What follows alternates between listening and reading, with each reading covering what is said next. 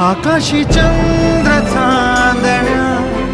तोडून मी का आणल्या, मनाचा पाळणा करू बांधून घे जरा झुला, डोळ्यात तूच साजणी सुखाचा स्पर्श तू नवा, तुझ्या विना उरेना अर्थ जीवना, उजळे तुझ्या हसूने कणकण,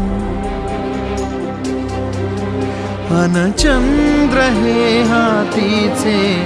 काकण.